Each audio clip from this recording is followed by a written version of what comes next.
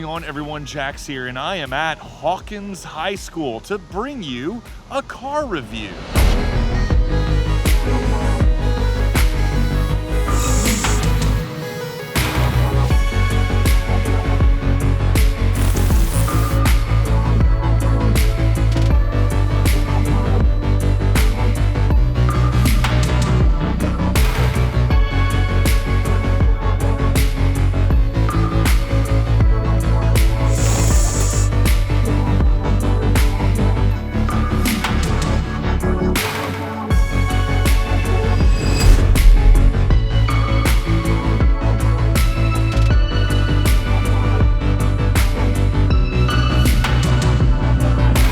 So if you're wondering why Stranger Things is in this video, well, it's because these coupe SUVs are indeed strange things. And this Infiniti QX55 one is not all that bad, to be honest with you. And Mike Wheeler's house right there from Stranger Things, we're gonna go visit a few of the other locations and sprinkle this in throughout. Hallie refuses to be on camera, but this is her trip because she is a Stranger Things obsessed nutcase, aren't you? She says no. She's right off camera over there. I could spin around and put her on camera. Should I do that right now? Oh, there she is running away. Oh my gosh. But we're doing a Stranger Things tour here in Atlanta and using the QX55 as our chariot, and it is performing better than I thought. Yes, the QX55 was me and Hallie's chariot through a comprehensive tour of the Upside Down as we went across Atlanta and looked at Stranger Things filming locations.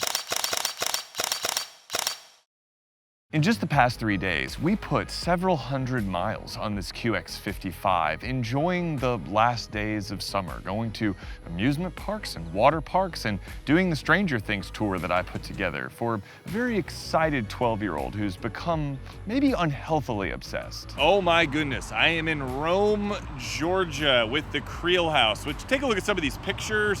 I'm gonna put some pictures up. The house is actually over there, that way. Not a bad find on our Stranger Things tour. Here's Vecna's house, the Creel house. No spoilers if you haven't seen 4 yet. It looks absolutely amazing. The QX55, look, I've got some serious thoughts about this thing. This thing is exceeding my expectations big time. All right, big time. I don't know where this little blurb is in the video, whether I've already alluded to that or not, but this thing is better than I expected. Not flawless. Trucks, not flawless, but better than I expected. But we're having a great time out here. We're gonna hit the mental hospital, also known as Berry College in Georgia, and then head home because it's been a long day of chasing Stranger Things.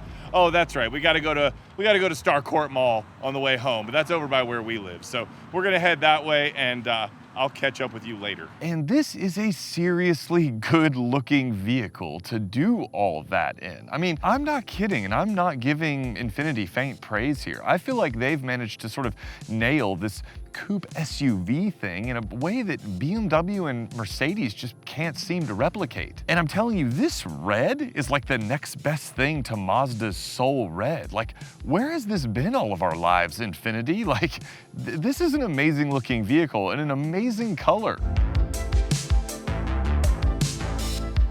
Take the front, for example. Infiniti's signature grille has never looked better in my opinion, and that's because the rest of the vehicle actually kind of lives up to it. It's bold, it's elegant, and the LED running lights and headlights sort of complement it nicely. It's one of the most cohesive front ends that Infiniti's done in quite some time. It says, I'm a coupe SUV, and you're just gonna have to deal with it in the same way that you're just gonna have to deal with TikTok. Respect me. I deserve your respect. It also just, it looks cool. It looks cool.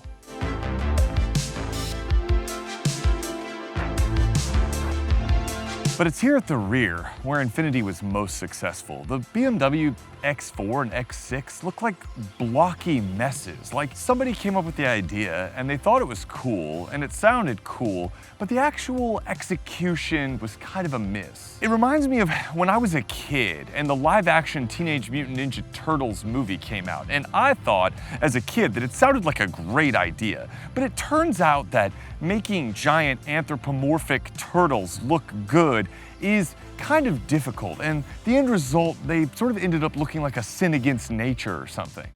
It worked. Like the island of Dr. Moreau, or the big fat guy in Dune. So it's done, finally.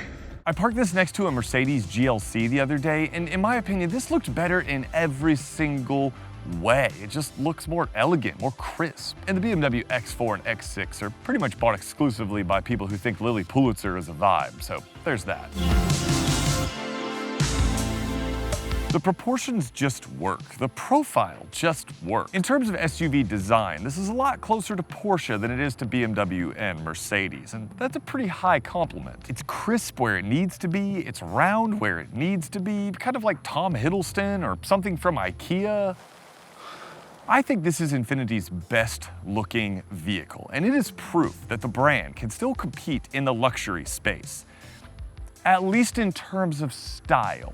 Because here's where some of the compromises lie. Under the hood, the QX55 uses Infiniti's variable compression turbocharged four-cylinder engine, which makes 268 horsepower and 280 pound-feet of torque, which is punchy enough. Just. That power is running through a CVT automatic transmission. I know. Don't worry, we're gonna get to that in the driving portion in a second. So I'll wait till then, and then we'll talk about the CVT's effect on the driving dynamics. One upside to the CVT is that it does help with efficiency, and Infiniti quotes 25 miles per gallon average, which I had no trouble achieving in incredibly mixed driving. We were in this thing for long stretches of highway and then bumper to bumper stop and go traffic, and we were right at 25 to 26 miles per gallon. This also comes standard with all-wheel drive, and even though it's a front drive-based system, it can send up to 50% of the power to the rear wheels if that's important to you. On that note, let's talk about what it's like from behind the wheel. All right, behind the wheel of the QX55, let's start with the good. And in my opinion, by far, the absolute best thing about this coupe SUV is the ride quality and the seat comfort combined into one fantastic cohesive package. I've been fortunate to put a lot of miles on this thing in the week that I've had it, and we were driving all over Atlanta. I took Hallie to Six Flags on Wednesday. It's about an hour trip. We spent 9 hours in the car doing our Stranger Things tour, as I said, and then on the last day before this, I took the girls to Whitewater, which was another hour plus, adventure. So we were spending hours and hours at a time in this thing, and the ride quality is just a very, very good sweet spot. It is a perfect sweet spot between sort of the athleticism that you expect out of something that looks as cool as this, combined with the comfort that you desire in sort of a premium vehicle. Now that is complemented by these seats. I can't say enough good things about them. Sometimes, like when I had the Nissan Altima, I find some of Nissan and Infiniti seats to almost be like too soft, like there's not enough support. This is perfect. I've got a messed up back. I'm 6'6", so it gives you an idea of the driving position. And my back is not so great. And these seats, in all the hours that we spent in this thing, I barely felt fatigued. So this is a great, great long distance kind of touring vehicle. Can't say enough good things about that combination of ride quality and seat comfort, honestly. Another thing that's kind of positive in this vehicle is the way that the sort of powertrain is tuned to give you a little bit more low-end grunt.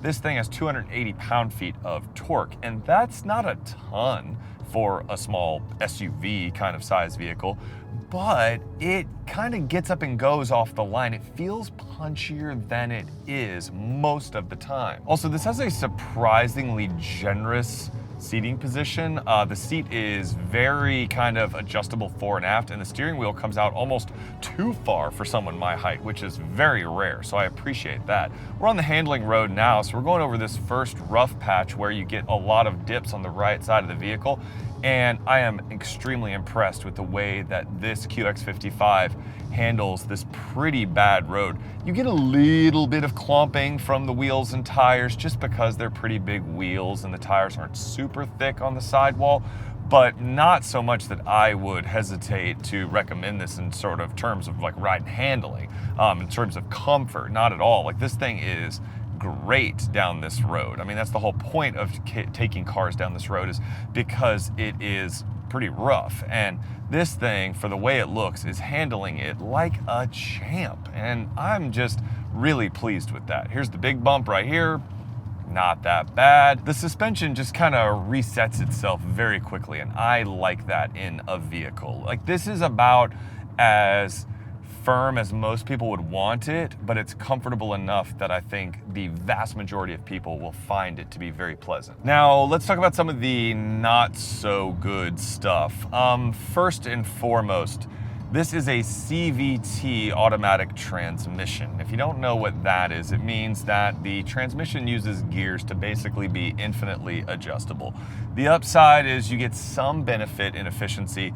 The downside is they don't feel super great. And having a CVT in a vehicle in this sort of premium luxury class, not ideal. It just doesn't give you those kind of kick downs that you want, the kind of perception of sportiness. Now, I'll be the first to admit, I've heard a lot of whinging about the CVT where people are like, no, it's got a CVT. No premium vehicle can have a CVT. I would agree, but also it's not the end of the world. I would contend that a lot of your mainstream consumers are not really gonna notice. If I put Mrs. Jax behind the wheel of this thing, I don't think that she would be like offended by the transmission behavior. There's a few instances where it's a bit odd, but I think a lot of that sort of negativity about the CVT is a little overblown. Now, don't get me wrong, I would prefer it not to have one. Nissan has some good automatic transmissions in their arsenal, and I don't know why that's not deployed in the Infiniti portfolio. But at the end of the day, is that gonna be the reason that someone doesn't buy this car? I'm not so convinced. It's just a little unresponsive and sluggish from time to time.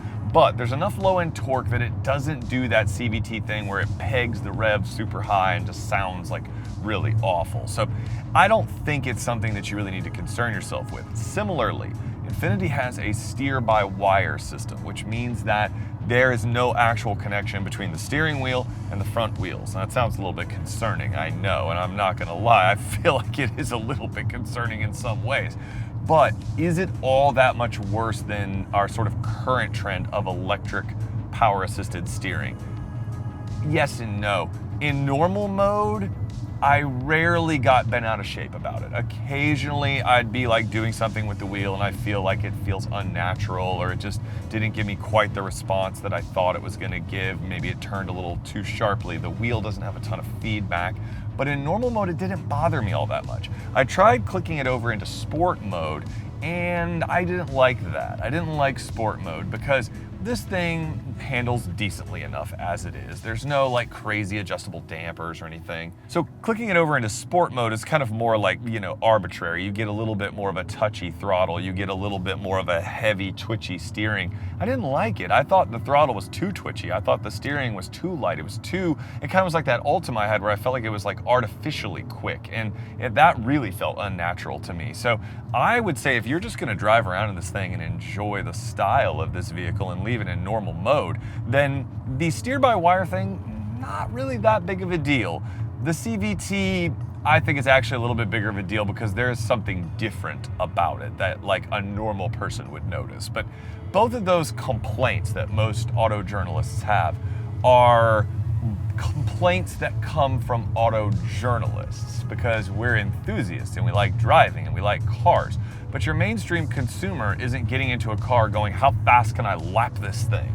They're just like, this is a really good looking SUV. The last dynamic element to the way that this thing drives is the brakes, and they're great. The brake pedal is firm enough. It's got a progressive kind of feel to it. The more you push, the more stopping power you get. So I don't have any complaints about the brakes. I think the driving position is excellent. Ergonomically, it's not that bad. This is a nice place to sit. It looks pretty good.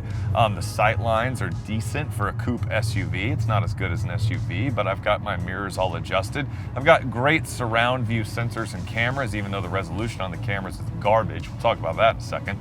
But it, all in all, is a very nice sort of cohesive package. Maybe not as practical as some people would like in an SUV, but I'm 6'6", my oldest is 6'1", and my 12-year-old is 5'8" and change. Yeah. we drove to Whitewater and we were all three of us in the car, and with the seats adjusted, all three of us had plenty of room, even my 12-year-old in the back seat. So I try to wedge behind myself here. You can take a look at it, I can wedge behind myself. But if you're a normal sized human being, you could actually sit behind me where I have the seat right now. So I would say it's not as practical as an SUV, but it's got all the space that you really want in a vehicle like this. I mean, if you're buying a coupe SUV and you think it's going to be as practical as a regular SUV, I question your intelligence to begin with. And now that you know the pros and the cons, let's talk some about the interior, and keep in mind that there is one main competitor to a vehicle like this that might prevent me from ultimately getting serious about buying a QX55. So stay tuned for that.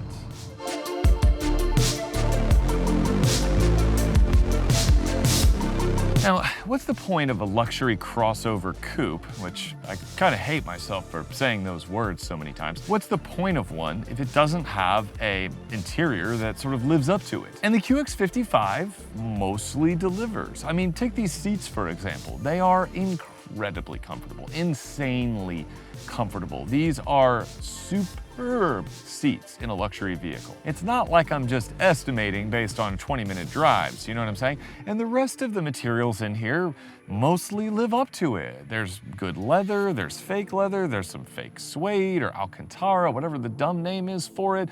There's wood and fake wood and bright work. It looks nice. Mrs. Jax was pretty impressed with this cabin. You get heated and cooled seats, wireless Apple CarPlay, a surround view camera, a sunroof. You get heated rear seats in some models, not this one, but in some models. You also get a heads-up display and all of Nissan and Infiniti's sort of safety systems, as well as ProPilot Assist. So this is a comprehensively equipped luxury vehicle at $60,000. And Infiniti's version of ProPilot Assist, in my opinion, behaves a little bit better here than it did in the Nissan Pathfinder.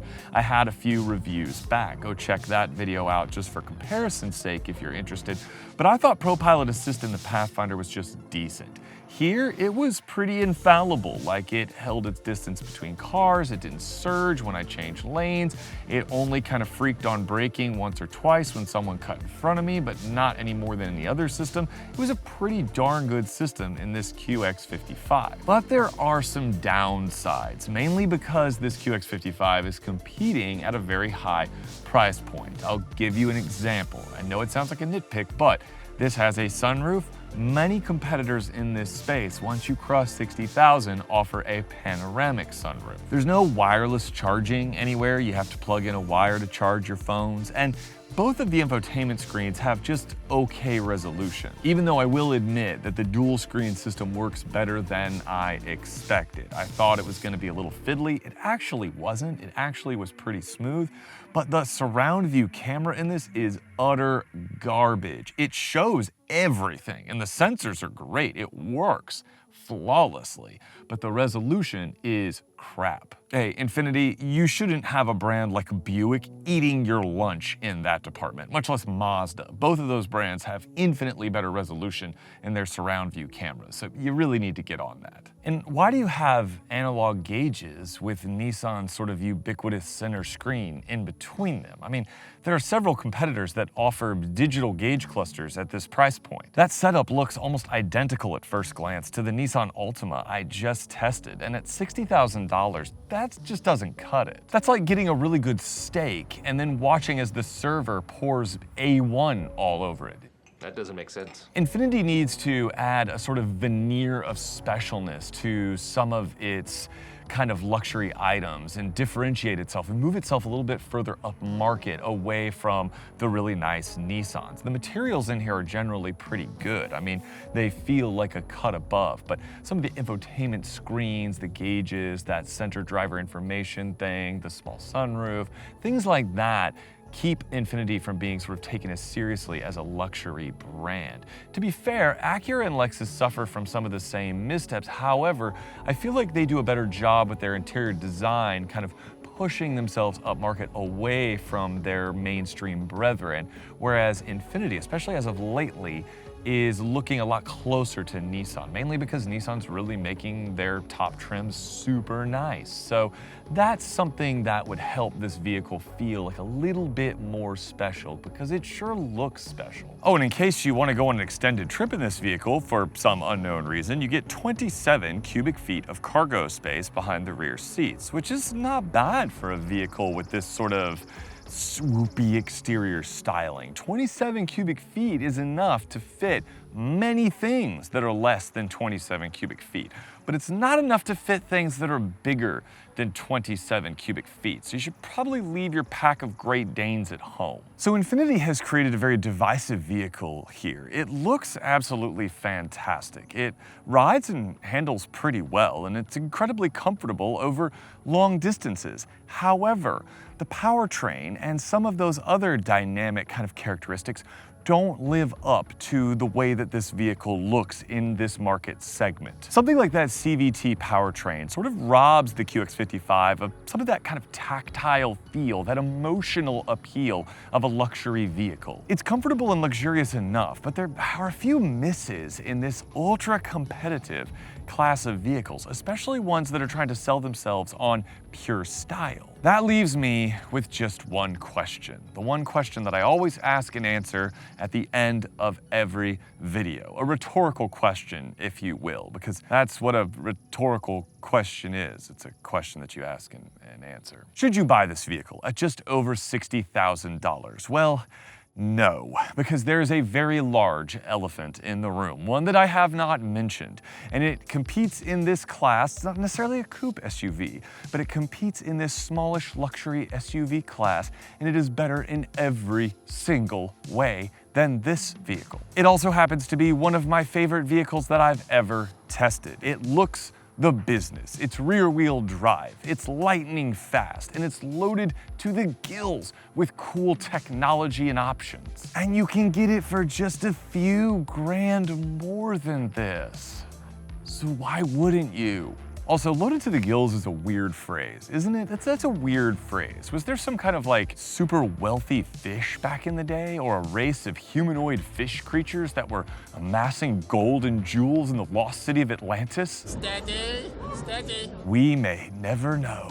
Anyway, no, you shouldn't buy one, not like this. However, the Infiniti QX55 does start fairly comprehensively equipped at just under $50,000. And that is a much better proposition if you're interested in this really, really elegant and interesting SUV. Bravo, Infiniti, for creating such a stylish and desirable SUV coupe thing. Honestly, I mean that 100%, and I can't wait to see where the brand goes from here. I hope they understand that this is very nearly a smash hit that just needs a little bit of tweaking, just a little massaging to get there. I love rooting for an underdog, and I think that Infiniti has something here if they can kind of refine some of those negative characteristics. So stay tuned. I would love to report back that some of those things have been ironed out and this thing is 100% amazing and awesome, and that it knocks the GV70 off the pedestal in my mind. Because honestly, that's what it would take to become a major player in this segment of vehicle. Guys, thanks so much for watching. Thanks for being here. Thanks for being a part of this channel. Let me know down below, what do you think of coupe SUVs? What do you think of this craze? I will be 100% honest with you. I think that they're here to stay. I think that they are the inevitable evolution of us moving away from sedans, where we had sort of stylish and desirable luxury sedans, and now these sort of coupe SUV things are those sedans, or what used to be those sedans. I know that's kind of depressing to some of us, enthusiasts maybe like myself. I don't know how I feel about it yet until I drove that GV70 and it blew my mind, because I would rather have that than the G70, and that's the truth. Go check out that review, you can see what I mean. But until next time, guys, don't forget to like, don't forget to subscribe, don't forget to share this with somebody who is into coupe SUVs. Ride safe, drive safe, and I will catch you in the next video. All right, peace.